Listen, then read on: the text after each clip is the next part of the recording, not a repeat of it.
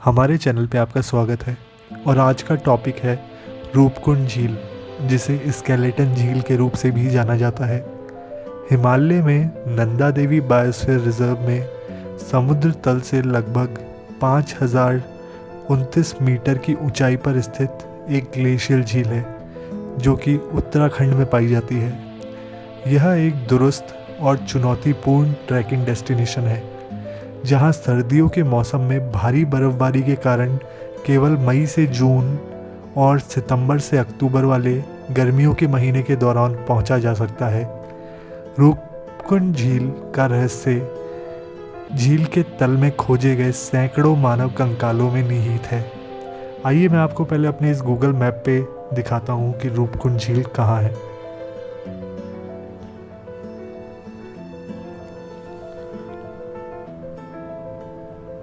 जैसा कि मैंने बताया था कि ये हमारे उत्तराखंड स्टेट में मौजूद है और सर्दियों के समय में यह झील बर्फ़ से ढकी रहती है, जहाँ पे सर्दियों के समय में पहुँचना नामुमकिन है। चलिए इसके थोड़े कंकाल के रहस्य के ऊपर नज़र डालते हैं।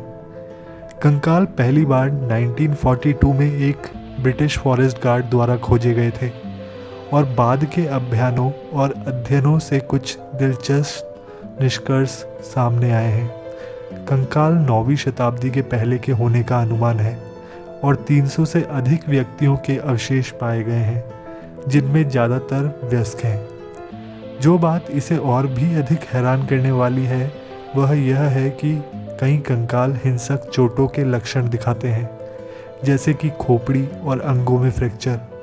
यह सुझाव देते हैं कि व्यक्तियों को एक हिंसक भाग्य का सामना करना पड़ा था।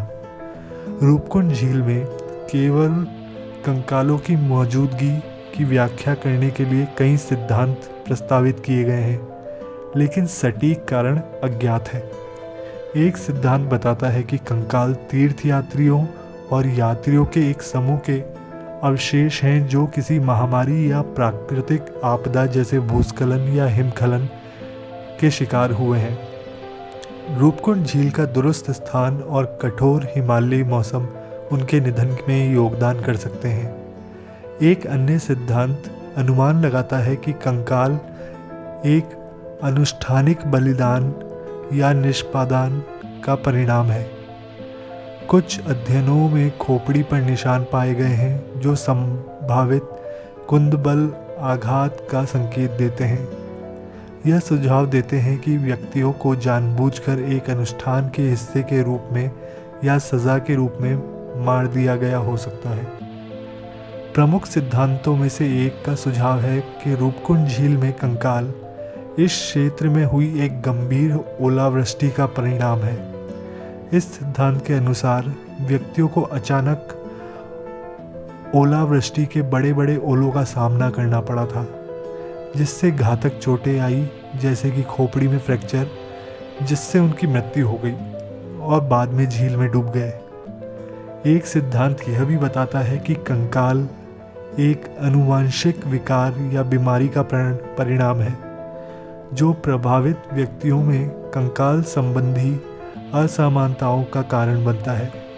हालांकि इस सिद्धांत पर बहस हुई है और इसे व्यापक रूप से स्वीकार नहीं किया गया। व्यापक शोध और वैज्ञानिक अध्ययनों के बावजूद रूपकुंड झील का रहस्य अनसुलझा है और झील में कंकालों की उपस्थिति का सही कारण अटकलों और जिज्ञासा का विषय बना हुआ है। आगे के अध्ययन और शोध इस गुड़ घटना पर और अधिक प्रकाश डाल सकते हैं, लेकिन अभी के लिए रूपकुंड झील भारत के स्थायी रहस्यों में से एक है। धन्यवाद।